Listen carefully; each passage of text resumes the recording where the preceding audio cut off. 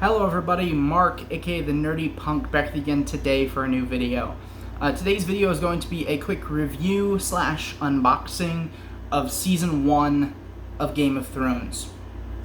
So I've obviously known that Game of Thrones has been a thing for a long time, and how it's been kind of this almost global phenomenon where people absolutely love this series, and it's almost like an event to watch every episode. And I've obviously heard so many amazing things about the series. For whatever reason, I never checked it out until now. And the one of the reasons why I never really checked it out is because it's been on HBO. And throughout my entire life, I've never had HBO or access to HBO. My parents never had it growing up when we had cable. We didn't get it when we had Dish. And I've never had HBO, what was it? It used to be called HBO Go, and then now it's like HBO Max, I think, is the new streaming service. Never owned any of them, so I've never had access to HBO. The only time I watch HBO content is when I buy it on Bluray or rent it or something like that. So never really had access to this series. About, I think, a couple of years ago now, I purchased Season 2 of this series on Blu-ray, and then never really purchased any of them else. I got a great deal on that Season 2 set. I think I paid like $6 for it back in the day at Disc Replay, I believe, and then just kind of forgot about it for several years, actually. And then about a year ago, I bought this Season 1 Blu-ray set. Still didn't check it out. I actually watched the pilot episode of this, I think it was last December, and the pilot does not really do the series justice. So I think it's a good start. It sets up a lot of stuff, but it did not hook me, that pilot episode. And I just kind of, again, pushed Game of Thrones to the side, forgot about it, never checked it out. About a few weeks ago, I got the urge to really check out this series, so I started buying more Blu-ray sets. I now own seasons 1 through 5 on Blu-ray. I got a couple of them with me, and then the other ones are coming to me in the mail. And decided I would finally give this series the shot that it deserves. And I was blown away with Season 1. Like, I knew everybody said it was amazing, hard to live up to that kind of hype, but this series definitely lives up to the hype. Crazy good series. And I'm sure I don't need to tell many people that, because most people have probably already seen this, but amazing series. Like I said, the pilot episode, it doesn't draw me in. Like, I was kind of thrown off by the graphic sexual scenes and sexual violence and stuff. To me, it just felt kind of out of place. I understand why it's there, and there's a lot of graphic nudity in this series. And, you know, I don't have a problem with that. Like, I don't have any moral objections to that. But it did kind of draw me out at first. But I do kind of understand why it's there, because this series, to me, is all about flawed human beings. And it's a very human series, if that makes any sense. I was watching one of the special features that had the author of the book series, George R.R. Martin, and he was talking about how he wrote the characters in this series, and he said something that really stuck with me. He said, human beings in real life are complex, I think is the word he used. And so he wanted to make the characters in his book just as complex as people in real life. And I love that. That's one of the things that makes this series really unique. Every character is flawed in some way. There is no good and bad. There is tons and tons and tons of gray area here, which I found really, really good about this series. And it made me think of another series that is very popular that haven't watched the entirety of, but I've watched more of than Game of Thrones, and that is House of Cards. House of Cards has a very similar vibe to it in terms of the fact that there are no good and bad characters really in that show. It's all about people and their quest for power, which is exactly what this is. This is all about people and their quest for power. And that's something that I think made this show really unique, but also kind of works against it in a way. Like, as humans, we're really drawn towards that good versus evil, a good guy and a bad guy. The reason why almost all of the stuff coming out of Hollywood has a clear-cut good guy and a clear-cut bad guy is because that sells. Human beings like watching that. So it's kind of gutsy to do a show like this. But that, I think, is one of the main reasons why people are drawn to it as well. In terms of the setting of this, I love Westeros. I love the creativity that went into creating that world. I love the influences from history. For those of you who don't know and haven't been around the channel for a while, I'm a history teacher. And I love history, and I love picking up on all of the little influences that I'm sure had influenced George R.R. Martin in creating this world. I picked up influences from the Mongols, from the Romans, from medieval Europe, obviously, is a very key influence on this series as well. The most kind of overt and obvious influence. But I loved the world he created with Westeros, all of the characters, all of the different houses, and incredible series. Great writing. There's a lot less violence and fantasy elements than I previously anticipated. This show is really more about great dialogue, at least season 1 is, and a great mind games being played between the characters.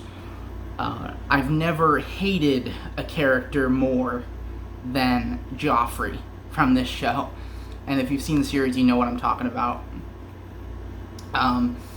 King Joffrey is the most overt piece of shit character in any series I've ever seen. I feel that strongly about it. Like, the series made me angry watching it. Like, I was so mad at this character in the show. And I was mad at a lot of other characters as well, because there's a lot of characters. Again, every character is following a selfish motivation for the most part, and that's part of what makes the series great. But it breeds that anger inside of you as a viewer.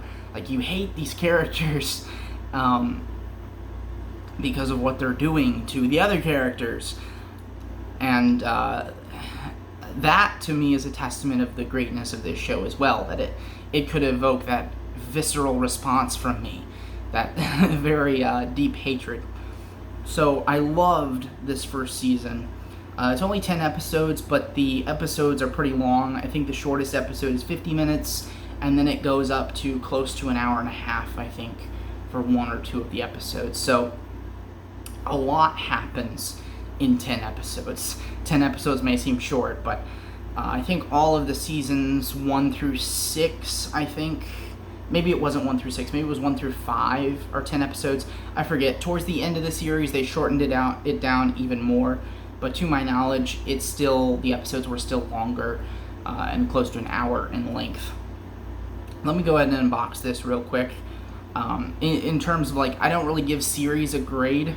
Never have before. I've always reviewed movies more often than TV shows. But this, honestly, the first season at least could get a 5 out of 5 from me. Perfect show. This is everything I would want in a show. I don't know if it would eclipse Breaking Bad as my favorite series of all time, but this could definitely, I could see getting into the top 5. So let me go ahead and unbox this real quick. I'm sure you've all seen videos of people unboxing these, but this season 1 set I bought used, and I actually didn't realize at first when I bought it that it's missing the outer slipcase.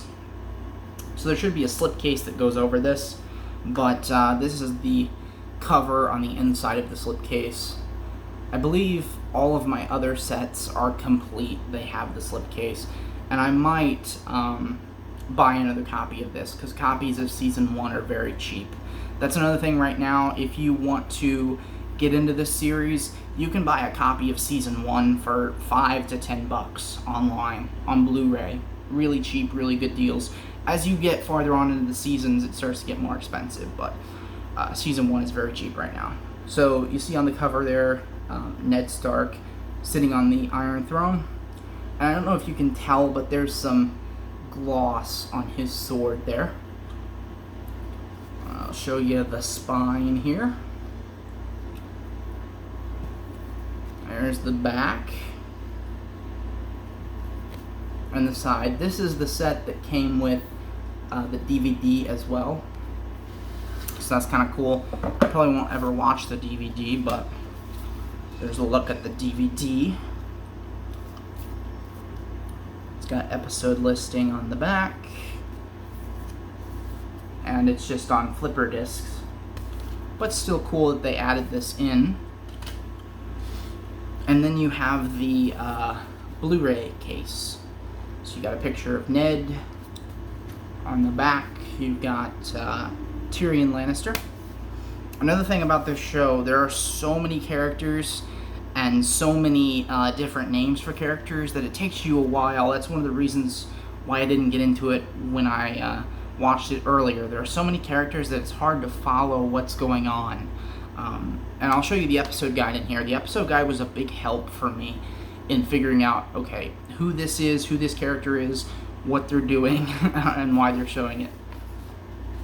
So you've got Cersei Lannister, of course King Robert Baratheon. Folded out, you've got Daenerys and Jon Snow.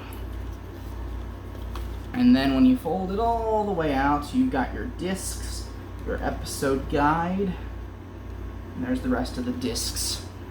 And I'll show you real quick while I've got it all folded out. There's the nice pan of all of the characters there. Let me show you the episode guide quick,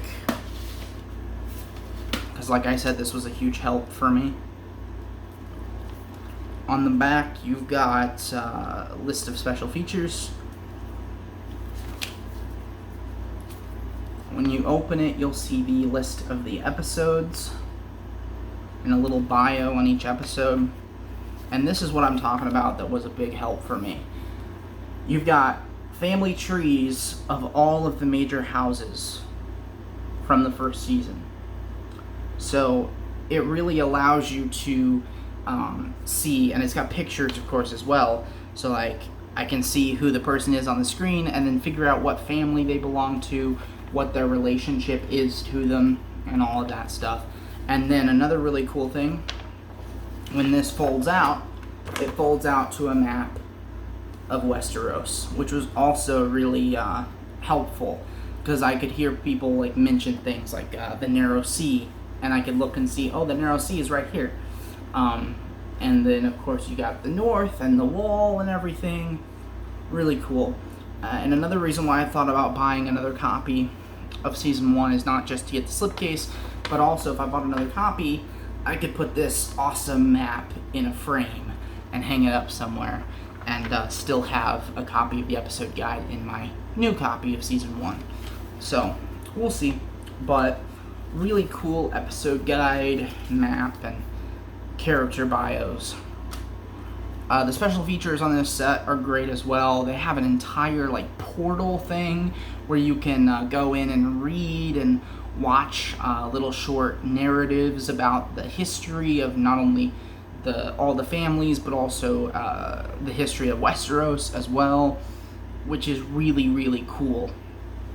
Game of Thrones and HBO went into amazing detail not only on the packaging of these sets, but also on the features. One of the coolest sets that I have in my collection for these individual season sets. So my plan with Game of Thrones is to continue watching it throughout the summer. Maybe I'll have it all the way finished by the time I go back to school in August. That might be the plan. I don't know. We'll see how things move along. I know there's only 73 episodes, but like I said, the episodes are longer than most traditional dramas. So we'll see. But as I finish seasons, I plan on filming videos like this to do a quick review and unboxing of the Blu-ray set for each individual season. So if you're a Game of Thrones fan, stay tuned to this channel, maybe hit that subscribe button. I plan to do all 8 seasons, I plan to do videos like this. So leave me your comments down below, your thoughts on Game of Thrones. Did you watch the series from the outset on HBO, or are you like me, you're catching up after the series is over? One of the things that I really like to do is waiting till a series is over, and then I can binge everything, which is cool, as opposed to having to wait. Like, you have to wait a year for the next season to come out, and then you can forget stuff about what happened in the previous seasons. So go ahead and leave me your thoughts down below on everything. Hope you enjoyed this video, and I will see you again later. Bye, guys.